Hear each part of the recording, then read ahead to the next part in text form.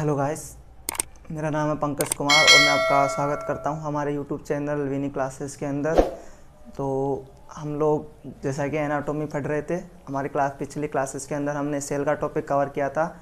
आज हम next topic की एनाटॉमी से रिलेटेड ही, ह्यूमन एनाटॉमी से रिलेटेड ही नेक्स्ट टॉपिक स्टार्ट करते हैं।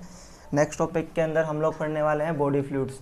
देखो, बॉडी फ्लूइड्स से हमारी बॉडी के अंदर बहुत सारे तरह के बॉडी फ्लूइड्स पाए जाते हैं, जिसके अंदर मेनली जो फ्लूइड होते हैं वो होते हैं, तो होता है ब्लड। अगला जो बॉडी फ्लूइड होता है वो होता है यूरिन। एक होता है CSF, एक होता है सीमन। CSF होता है वो होता है सेरेब्रो स्पाइनल फ्लूइड।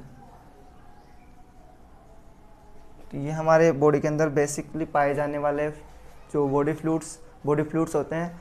तो हम लोग जो यूरिन वाला बॉडी फ्लूइड है, उसको हम लोग यूरिन वाले चैप्टर, जिसको एक्सक्रीटरी सिस्टम कहते हैं, उसके अंदर कवर करने वाले हैं।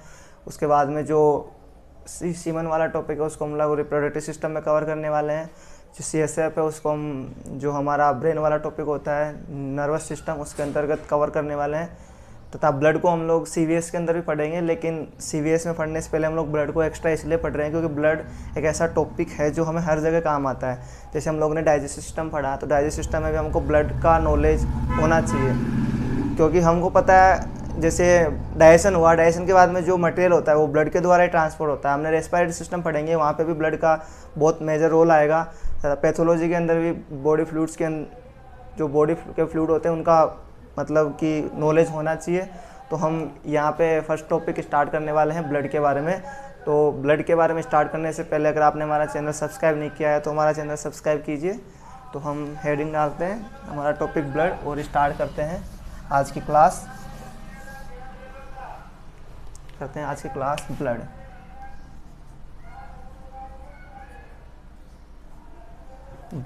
ब्लड एक बॉडी फ्लूइड है। सब लोग ये जानते होंगे, सब लोग, ब्लड का रेड कलर होता है।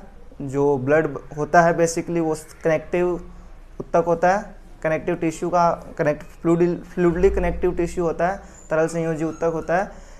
इसका रेडिश कलर होता है। ब्लड का कंपोजिशन होता है। ब्लड हमारे बॉडी को बहुत चीज़ें, मतलब बहुत सारे ब्लड के अलग अलग तरीके के फंक्शन है हमारे बॉडी के अंदर। तो हम ब्लड को 2 क्लासेस के अंदर पढ़ने वाले हैं। हम फर्स्ट क्लास में पढ़ने वाले हैं ब्लड के कंपोजिशन। ब्लड के कंपोजिशन में मेनली प्लाज्मा और जो ब्लड में पाए जाने वाली सॉलिड पार्ट, जिसको ब्लड कार्पल्स या फिर ब्लड सेल्स भी बोलते हैं, वो हम लोग इस क्लास में पढ़ने वाले हैं। तथा सेकंड क्लास जो अपनी आएगी ब्लड से रिलेटेड, उसमें हम लोग पढ़ने वाले हैं जो ब्लड क्लॉटिंग फैक्टर होता है, ब्लड क्लॉटिंग सिस्टम पढ़ने वाले हैं, ब्लड ट्रांसफ्यूजन पढ़ने वाले हैं, ब्लड ग्रुपिंग पढ़ने वाले हैं। तो आज हम लोग ब्लड का स्टार्ट करते हैं। तो ब्लड के बारे में अपन लोग पढ़ेंगे। तो ब्लड रेड कलर का होता है, कनेक्टिव टिश्यू होता है।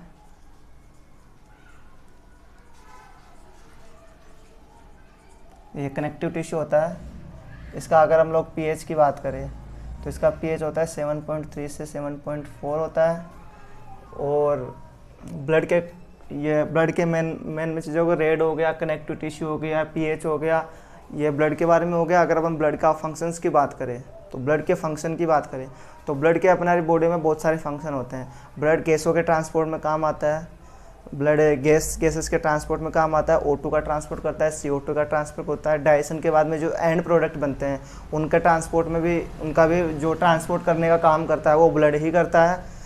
उसके बाद में जो एक्सक्रीटरी प्रोडक्ट होते हैं, डाइजेशन होने के बाद में जो एक्सक्रीटरी प्रोडक्ट होते हैं, उनको भी ट्रांसपोर्ट करने, जो मतलब कि जैसे लीवर में जो एक्सक्रीटरी प्रोडक्ट बने, जो मतलब लीवर में बनने के बाद उसमें किडनी तक जो फ्लो होता है, उनका लीवर से किडनी तक, उनको भी फ्लो करने का काम ब्लड ही करता है। किडनी से बाद में वो पास आउट हो जाते हैं यूरिन के माध्यम से, जो एक्सक्रीटरी प्रोडक्ट होते हैं। उसके बाद में ब्लड जो अपनी इम्यूनिटी होती है, इम्यूनिटी में भी ब्लड मेजर रोल प्रोवाइड करता है, क्योंकि ब्लड के अंदर WBC पाई जाती है। WBC में lymphocyte, monocyte and neutrophil cells पाई जाती है। हमारी बॉडी को जो बाहर के जो बैक्टीरियाज वगैरह होते हैं जो इम्यूनिटी प्रोवाइड करती है हमारी बॉडी को। ये ब्लड के बारे में फंक्शन अपन लोग कवर कर रहे थे, तो ये फंक्शन हो गए। उसके अलावा और अगर फंक्शन बात करें तो हमारा जो ब्लड होता है वो pH मेंटेन करने का काम भी करता है हमारी बॉडी के अंदर। pH मेंटेन करने का काम हो गया। एक ऑस्मोटिक प्रेशर को रेगुलेट करने का काम भी करता है। टेम्परेचर कंट्रोल करने का भी काम करता है। ये ब्लड के फंक्शन हो गए। इसके बाद में अपन ब्लड के बारे में बात करें तो ब्लड दो प्रकार का होता है। एक होता है आर्टीरियल ब्लड, दूसरा होता है वेनस ब्लड। देखो जो ब्लड आर्टरीज में होता है वो आर्टेरियल ब्लड होता है, जो वेन्स में फ्लो होता है उसको वेनस ब्लड कहते हैं। तो जो आर्टेरियल ब्लड होता है ब्राइट रेड, और जो वेनस ब्लड होता है वो होता है डार्क रेड। इसका ब्राइट रेड होने का रीज़न ये है, इसमें ऑक्सीजनेटेड हीमोग्लोबिन पाया जाता है तथा इसके अंदर ऑक्सीजन रिड्यूस्ड,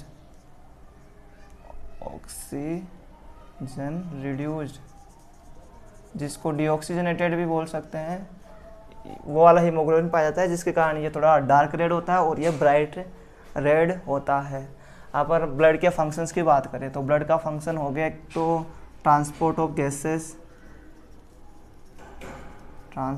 गैसेस, गैसों का ट्रांसपोर्ट करने का काम करता है। कौन कौन सी गैसों का ट्रांसपोर्ट करता है? O2 and CO2। इसके अलावा बहुत सारे गैसें होते हैं हमारे जिनको ट्रांसपोर्ट करने का काम करता है। Transport of hormones,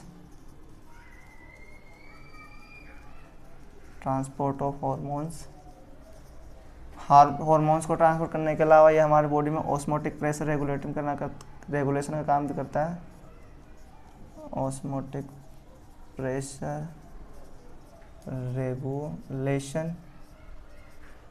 pressure regulation के अलावा टेम्परेचर का भी रेगुलेशन करता है। टेम्परेचर रेगुलेशन, एसिड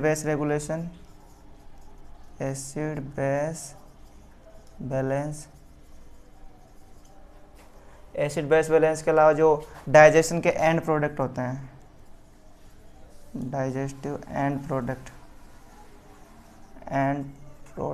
ट्रांसपोर्ट, इनको भी ट्रांसपोर्ट करने का काम करता है।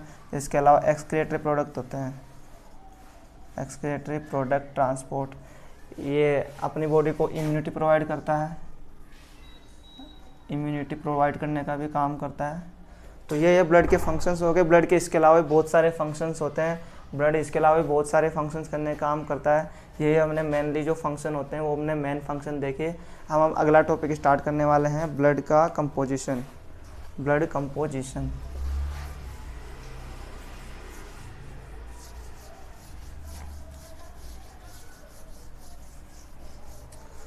अगला वाला टॉपिक है अपना ब्लड कंपोजिशन का है। ब्लड का कंपोजिशन ऑफ ब्लड। देखो ब्लड का कंपोजिशन की बात करें तो ब्लड मेनली दो चीज़ों से मिलकर बना होता है। ब्लड के अंदर दो तरह के कंटेंट्स पाए जाते हैं। एक कंटेंट होता है प्लाज्मा, एक कंटेंट होता है सॉलिड पार्ट। जो लिक्विड पार्ट होता है जिसको प्लाज्मा कहते हैं वो ऑर्गेनिक और इनऑर्गेनिक सब्सटेंस से मिलकर होता है। जबकि जो सॉलिड पार्ट होता है उसमें 3 प्रकार के सेल्स पाए जाते हैं जिनको हम इरिथ्रोसाइट्स, थ्रोम्बोसाइट्स तथा ल्यूकोसाइट्स कहते हैं। इरिथ्रोसाइट्स को हम लोग RBC कहते हैं, ल्यूकोसाइट्स को WBC कहते हैं तथा थ्रोम्बोसाइट्स को प्लेटलेट कहते हैं। ये तीनों ब्लड कार्पल्स होते हैं या ब्लड सेल्स बोल सकते हैं। इसके अलावा ब्लड के अंदर गैसेस भी पाई जाती है जैसे O2, CO2, N2, ऐसी गैसेस भी पाई जाती है। तो ब्लड का कंपोजिशन में बात करें तो ब्लड कंपोजिशन में आएगा प्लाज्मा,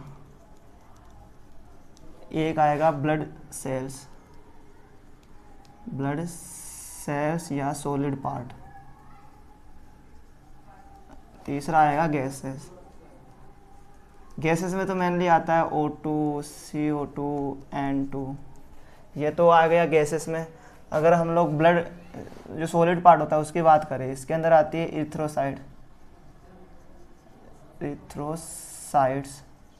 इरिथ्रोसाइट्स के बाद में आएगी ल्यूकोसाइट्स के बाद में आएगी थ्रोम्बोसाइट्स। ये आ गई ब्लड सेल्स। जो ब्लड सेल्स होती है वो टोटल ब्लड का 45 पार्ट बनाती है, जबकि प्लाज्मा होती है वो 55% पार्ट कंटेन करती है। टोटल ब्लड का 55 पार्ट होता है प्लाज्मा, 45 पार्ट होता है ब्लड सेल्स। तो प्लाज्मा का अपन लोग डिवाइडेशन करें तो इसमें होता है ऑर्गेनिक और इनऑर्गेनिक। अपन ऑर्गेनिक पार्ट की बात करें तो ऑर्गेनिक पार्ट में जो होता है वो होते हैं proteins, protein, carbs, minerals, vitamins, नहीं विटामिन होते हैं, मिनरल्स वगैरह, विटामिन वगैरह भी होते हैं ब्लड में, मिनरल्स वगैरह, मतलब सब चीज़ों का फ्लो करने का काम करता है। ये फैट्स जो लिपिड होता है वो भी ब्लड के अंदर पाया जाता है थोड़ा कुछ अमाउंट में। ये होता है इसका ऑर्गेनिक पार्ट। इनऑर्गेनिक पार्ट की बात करें तो इनऑर्गेनिक पार्ट कैल्शियम भी होता है, मैग्नीशियम भी होता है, PO4 भी होता है, PO4-3 भी होता है, क्लोरीन भी होता है, Na+ भी होता है। ऐसे बहुत सारे आयंस जो ब्लड के अंदर कंटेन करने का, जो ब्लड के अंदर पाए जाते हैं वो होते हैं। अगर हम प्लाज्मा में, अगर प्लाज्मा को अपन पढ़े तो प्लाज्मा में मेनली जो प्रोटीन होती है, प्लाज्मा प्रोटीन होती है, वो 3 प्रकार की होती है, एल्ब्यूमिन,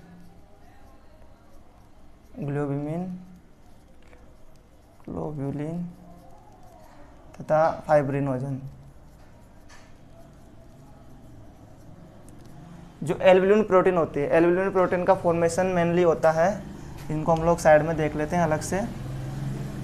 जो एल्ब्यूमिन प्रोटीन होती है, एल्ब्यूमिन प्रोटीन का जो फॉर्मेशन होता है मेनली लीवर में होता है, और एल्ब्यूमिन प्रोटीन का जो मेन फंक्शन होता है वो ऑस्मोटिक प्रेशर को रेगुलेशन, लगभग बॉडी का जो 80% ऑस्मोटिक प्रेशर का रेगुलेशन होता है वो एल्ब्यूमिन का ही, जो एल्ब्यूमिन होता है उसके द्वारा ही किया जाता है।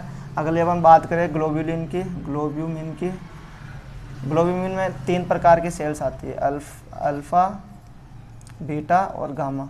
जो अल्फ़ा और बीटा होता है उसका तो फॉर्मेशन, उसका सिंथेसिस तो लीवर में ही होता है, लीवर एंड बोन मेरो इनके अंदर होता है, स्प्लीन हुआ।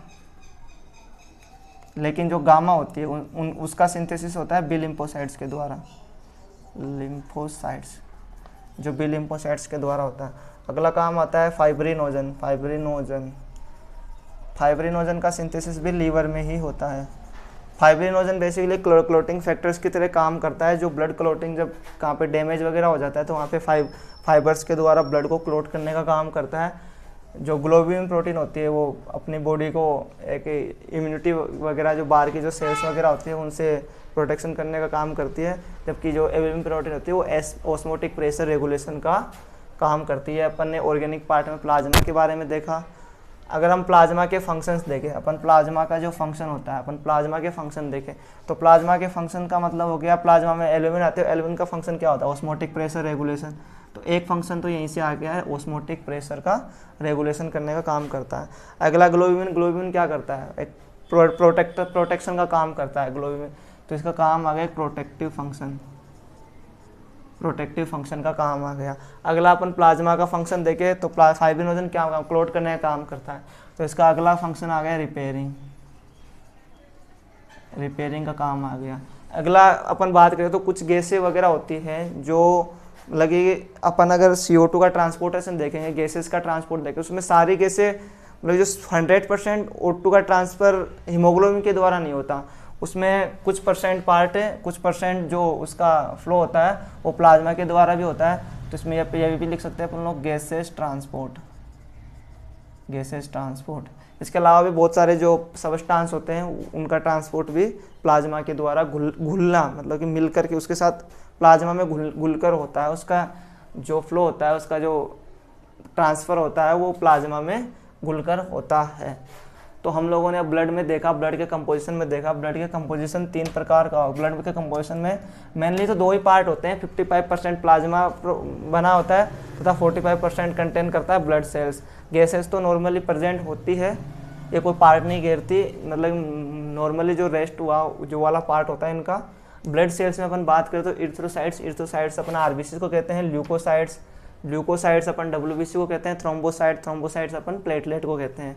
अगली बात करें अपन प्लाज्मा 55% कंटेन करता है। प्लाज्मा में ऑर्गेनिक तथा इनऑर्गेनिक सबस्टांस होते हैं। ऑर्गेनिक पार्ट में बहुत सारी चीज़ें आती हैं, प्रोटीन, कार्ब्स, मिनरल्स वगैरह, जो विटामिन वगैरह हुआ, लिपिड वगैरह जो ब्लड में घुले हुए होते हैं, जिनको जो ब्लड फ्लो करने का काम करता है वो प्लाज्मा के अंदर फ्लो होकर ही काम करते हैं। अपन ब्लड प्रोटीन्स की बात करें, जिनको प्लाज्मा प्रोटीन भी कहा जाता है, इन तीनों को प्लाज्मा प्रोटीन भी कहा जाता है। प्लाज्मा प्रोटीन 3 प्रकार की होती है, एल्ब्यूमिन, ग्लोब्यूलिन तथा फाइब्रिनोजन। अपन एल्ब्यूमिन की बात करें तो एल्ब्यूमिन का जो सिंथेसिस होता है वो लीवर में होता है। ग्लोब्यूलिन 3 प्रकार की होती है, अल्फा, बीटा, गामा। इसमें अल्फा और बीटा का सिंथेसिस तो लीवर, बोन मेरो, स्प्लीन में होता है, लेकिन जो गामा होती है उसका सिंथेसिस लिम्फोसाइट्स द्वारा होता है। फाइब्रिनोजन का सिंथेसिस लीवर में होता है, और लीवर का मेन फंक्शन, उसका फाइब्रिनोजन का फंक्शन हुआ एक फाइबर बनाने का, एक जाल का फॉर्मेशन करता है जो ब्लड क्लॉटिंग के टाइम पे एक हेल्प करता है। तो अगला अपन स्टार्ट करते हैं सॉलिड पार्ट। तो सॉलिड पार्ट के अंदर हम लोग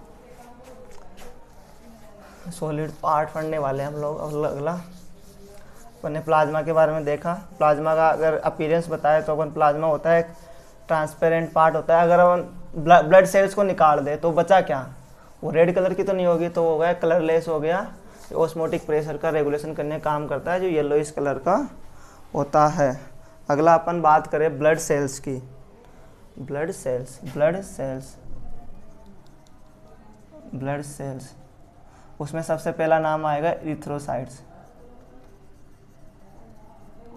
इरिथ्रोसाइट्स या आरबीसीज का। अपन आरबीसी के बारे में स्टडी करते हैं, रेड ब्लड कॉर्पल्स या रेड ब्लड सेल्स। तो रेड ब्लड सेल्स की अपन बात करें तो रेड ब्लड सेल्स होती है रेड कलर की, रेड इन कलर,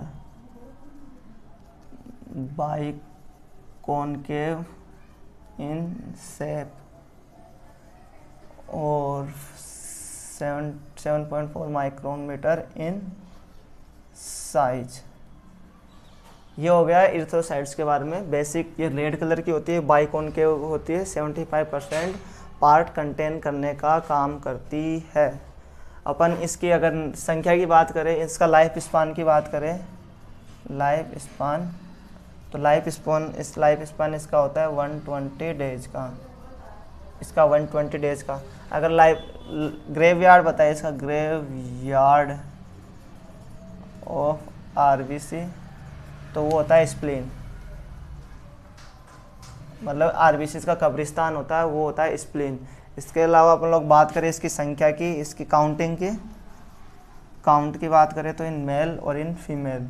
मेल के अंदर इसकी होती है 4.5 से 5.5 मिलियन पर mm³।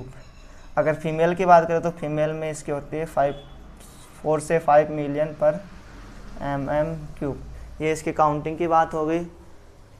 देखो आरबीसी रेड इन कलर होती है, बाइकॉन्केव होती है, 7.5 इसकी साइज़ होती है। अगर अपन लोग बाइकॉन्केव मतलब हो गया ऐसे, तो ये ऐसे भी इतनी होगी और ऐसे भी इतनी होगी साइज। एंड ये इसकी साइज़ होती है 7 इसको अपन ऐसे ले लें, इसको अपन ऐसे लेते हैं ना, ऐसे इसकी साइज़, तो ये होती है 7.5।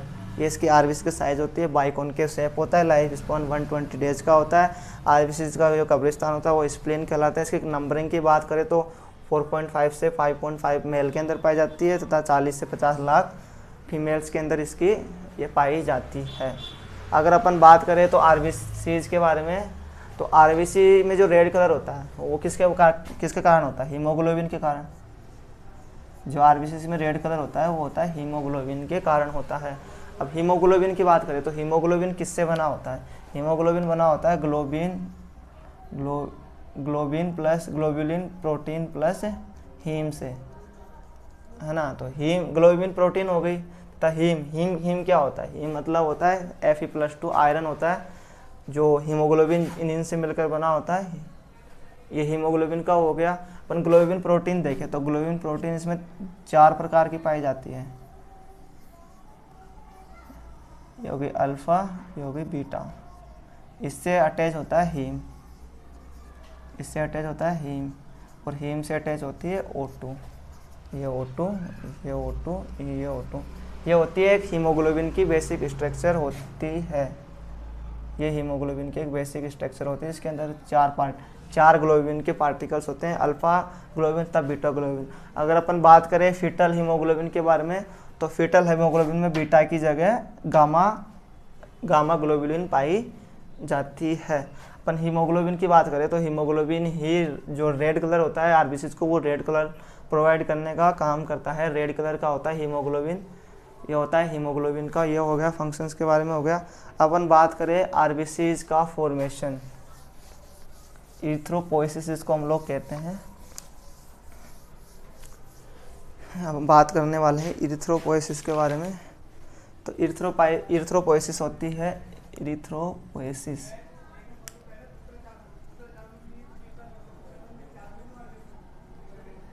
इथ्रोपोएसिस, इस फॉर्मेशन ऑफ इथ्रोसाइट्स का फॉर्मेशन ऑफ आरबीसी, मतलब कि आरबीसी का निर्माण कैसे होता है। तो आरबीसी का निर्माण मेनली होता है प्लूरोपोटेंट स्टेम सेल से।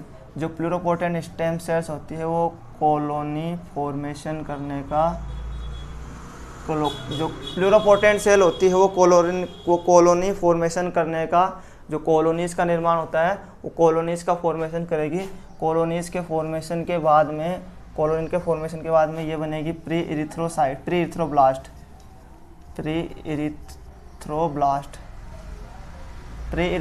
इनका ये फिर बनेगी प्री इरिथ्रोब्लास्ट के बाद में ये बनेगी नॉर्मोब्लास्ट से बनेगी रेटिकुलोसाइट्स, और रेटिकुलोसाइट से फॉर्मेशन होगा इरिथ्रोसाइट्स।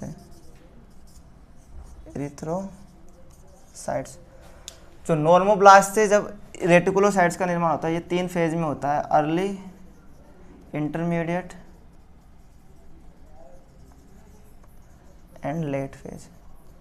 ये अपन ने देखा इरिथ्रोपोएसिस, इरिथ्रोसाइट्स का जब फॉर्मेशन होता है वो कैसे होता है। इरिथ्रोसाइट्स का आरबीसी का फॉर्मेशन, जो आरबीसी का फॉर्मेशन होता है वो इरिथ्रोपोएसिस होता है। इरिथ्रोपोएसिस में अपन पढ़ने वाले हैं जो मेनली जो फॉर्मेशन होता है वो प्लूरोपोटेंट, जो ब्लड के अंदर जो बोन मेरो के अंदर जो प्लूरोपोटेंट स्टेम सेल्स होती है, जब फीटल अवस्था होती है, जब जो मतलब कि फीटस से पहले जो होती है एम्ब्रियो होता है, उसके अंदर जो उसका फॉर्मेशन होता है, ब्लड का फॉर्मेशन वो लीवर द्वारा होता है, बाद में स्प्लीन द्वारा, और फिर बाद में बोन मेरो द्वारा होता है। जो लेकिन जैसे बोन मेरो के अंदर जो सेल होती है प्लूरोपोटेंट, जो स्टेम सेल्स होती है, उस स्टेम सेल्स से इरिथ्रोसाइट्स का निर्माण होता है। उसमें अलग अलग तरह की फेज होती है। सबसे पहले इरिथ्रोसाइट जो स्टेम सेल्स होती है वो कॉलोनी फॉर्मेशन करते हैं। कॉलोनी फॉर्मेशन से प्री इरिथ्रोब्लास्ट बनेगी, प्री इरिथ्रोब्लास्ट से बनेगी नॉर्मोब्लास्ट। नॉर्मोब्लास्ट की 3 फेज होती है, अर्ली, इंटरमीडिएट तथा लेट फेज है। तीनों जो स्टेजेज होती हैं, इनके बाद में सब स्टेजेज होती है, उनके बाद में फॉर्मेशन होता है रेटिकुलोसाइट्स का, और रेटिकुलोसाइट्स से फॉर्मेशन होता है इरिथ्रोसाइट्स का फॉर्मेशन होता है।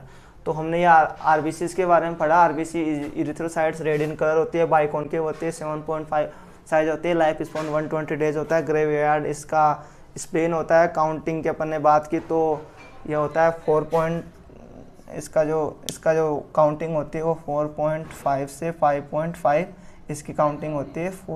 4 से 5 मिलियन पर mm³ इसकी होती है, पर मिलियन पर mm³। ये इसकी अपन बात करें नंबरिंग की बात करें, अपन ने इरिथ्रोपोएसिस पढ़ा। इरिथ्रोपोएसिस होता है formation of RBCs. Formation of RBCs में प्लूरोपोटेंट सेल्स वगैरह के बारे में, प्लूरोपोटेंट स्टेम सेल से हमने इरिथ्रोसाइट्स बनने तक का पूरा तरीका देखा। अपन बात करते हैं फेट ऑफ आरबीसीज। आरबीसीज का भविष्य क्या होता है। अपन फेट ऑफ आरबीसी देखने वाले हैं, मतलब आरबीसी का भविष्य, मतलब कि जब 120 डेज जो लाइफ स्पान ख़त्म करने के बाद में जो आरबीसी होता है उनका क्या होता है बाद में 120 डेज के बाद में आरबीसी का होता क्या है। तो सबसे पहले क्या होगी, जो आरबीसी है ओल्ड वाली आरबीसी है, जिनका 120 डेज लाइफ स्पान ख़त्म हो गया, हो जाएगी स्प्लीन में। स्प्लीन में जाने के बाद में उसका वहाँ पे होगा डिस्ट्रक्शन के बाद में डिस्ट्रक्शन होगा, मतलब कि इससे हीमोग्लोबिन वगैरह जो अलग अलग चीज़ें हैं वो टूट जाएगी। ये स्प्लीन में जाने के बाद हुआ, तो इसीलिए इसको बोलते हैं graveyard of RBC. Spleen को इसीलिए बोलते हैं ग्रेवयार्ड ऑफ आरबीसीज का। इसके बाद में जो अलग अलग पार्ट हैं ये टूटेगा अलग अलग पार्ट में, जैसे ये आयरन में टूटा, आयरन के बाद में ग्लोब्यूलिन प्रोटीन के बारे में ग्लोब्यूलिन में टूटा, ग्लोब्यूलिन के बाद में जो कि वो होती है पोरफिरिन में टूटेगा। देखो जो आयरन होता है उसका तो हो जाएगा रीयूज, आयरन का तो इसमें हो जाएगा रीयूज। आयरन के बाद में जो ग्लोब्यूलिन होती है उसका भी रीयूज हो जाएगा, मतलब कि ये दोनों तो हो जाएंगे, इसमें स्टोर हो जाएंगे। रही बात अगर पोरफायरिन की अपन बात करें तो पोरफायरिन में क्या होता है, इसमें होता है अनकॉन्जुगेटेड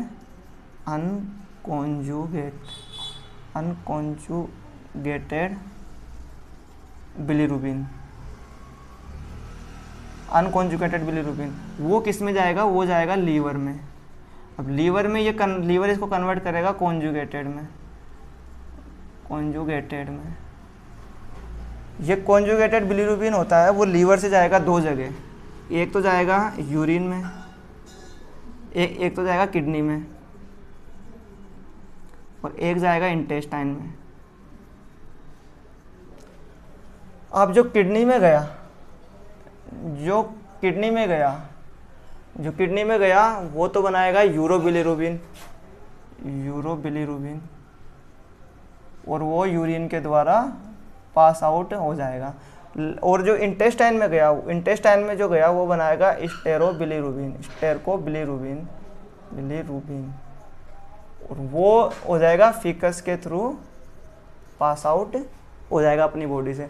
तो अपन ने फैट ऑफ इरिथ्रोसाइट्स देख रहे थे। फैट ऑफ इरिथ्रोसाइट्स में होता क्या है, जो आरबीसी होती है जो अपना 120 डेज का लाइफ स्पान कंप्लीट कर लेती है, उनका क्या होता है, तो वो बेसिकली वो आरबीसी जाएगी स्प्लीन के अंदर, स्प्लीन में उसका डिस्ट्रक्शन होगा, उनका इस डिस्ट्रक्शन हो रहा है स्प्लीन में जाने के बाद, आरबीसी का डिस्ट्रक्शन हो रहा है स्प्लीन में जाने के बाद, स्प्लीन में जाने के बाद हो रहा है इसी कारण स्प्लीन को ग्रेवयार्ड, कब्रिस्तान ऑफ आरबीसी का कब्रिस्तान कहा जाता है। अपन डिस्ट्रक्शन में बात करें तो अलग अलग चीज़ों में टूट जाएगी। आयरन में टूटेगी, आयरन का रिस्टोर हो जाएगा, रीयूज हो जाएगा। पोरफायरिन में टूटेगी, पोरफायरिन होता क्या है, अनकॉन्जुगेटेड बिलीरुबिन होता है। अनकॉन्जुगेटेड बिलीरुबिन होगा जो लीवर में जाने के बाद कॉन्जुगेटेड में कन्वर्ट होगा। कॉन्जुगेटेड जो बिलीरुबिन होता है वो किडनी तथा इंटेस्टाइन में दो जगह जाएगा। किडनी इसको यूरोबिलिरुबिन में कन्वर्ट करेगी, और जो इंटेस्टाइन है वहाँ से स्टेरोबिलिरुबिन में कन्वर्ट हो जाएगा तथा फीकस द्वारा बाहर निकल जाएगा, और जो यूरोबिलिरुबिन है वो यूरिन द्वारा जो बॉडी से पास आउट हो जाएगा। अपन ने आरबीसी के बारे में पढ़ा। अपने जो नेक्स्ट वाले जो सेल है इसके बारे में हम लोग पढ़ने वाले हैं, वो होगी WBCs। WBC क्या होती है ये हम लोग देखने वाले हैं। WBC ल्यूकोसाइट्स होती है जो कलरलेस होती है, जिनमें केंद्रक होता है, न्यूक्लियस होता है, वो भी अलग अलग टाइप्स में अलग अलग, जो एक से ज़्यादा होता है, कुछ में एक होता है, कुछ में एक से ज़्यादा होता है। ग्रेन्यूल्स कुछ में ग्रेन्यूल्स पाए जाते हैं, कुछ में ग्रेन्यूल्स नहीं पाए जाते हैं। कुछ इन्फ्लामेशन में हेल्प करती है, कुछ एलर्जी में हेल्प करती है, कुछ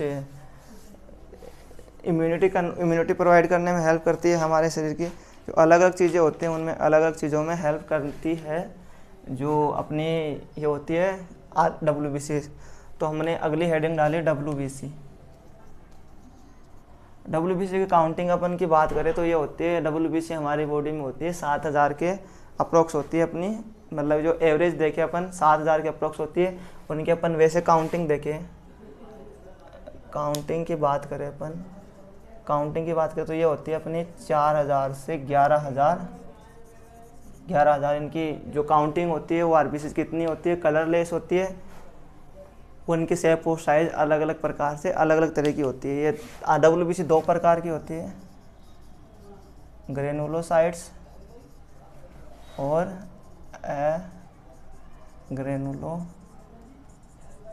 ग्रेनुलोसाइट्स। जो ग्रेनुलोसाइट्स होती है वो अलग अलग 3 प्रकार की होती है। पहली होती है न्यूट्रोफिल, अगली होती है इयोसिनोफिल, और तीसरी होती है बेसोफिल, जो बेसिक सब्सटेंस से अभिरंजित हो जाती है उसको बेसोफिल कहते हैं। जो एसिड वाले से होते हैं उसको इयोसिनोफिल कहते हैं। जो इनके साथ न्यूट्रल रहती है उन्हें न्यूट्रोफिल कहते हैं। तो अग्रेनुसाइट्स में 2 तरह की आएगी, लिम्फोसाइट्स, अगली आएगी मोनोसाइट्स। अगर अपन इनकी संख्या की बात करें, अपन कितनी पाई जाती है, टोटल जो WBC होते हैं वो उसका कितना पार्ट पाया जाता है, तो सबसे ज़्यादा पाई जाती है न्यूट्रोफिल पाई जाती है 50 से 70%। जो सेकंड सबसे ज़्यादा पाई जाने वाली होती है वो लिम्फोसाइट्स होती है, वो होती है 20 से 40%। जो थर्ड वन पाई जाती है सबसे ज़्यादा वो होती है मोनोसाइट्स होती है 8 से 10% लगभग पाई जाती है। अगर इयोसिनोफिल की बात करें तो इयोसिनोफिल पाई जाती है 1 से 4% पाई जाती है। अगर इसकी बात करें तो ये पाई जाती है 0 से 1%। सबसे जो कम पाई जाती है, सबसे कम पाई जाती है वो होती है बेसोफिल।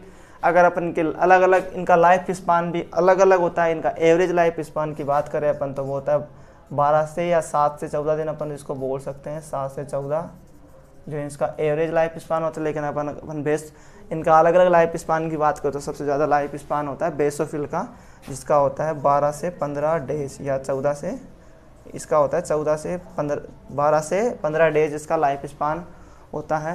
अपन बात करें न्यूट्रोफिल की, तो न्यूट्रोफिल का जो मेन फंक्शन होता है वो होता है फेगोसाइटोसिस।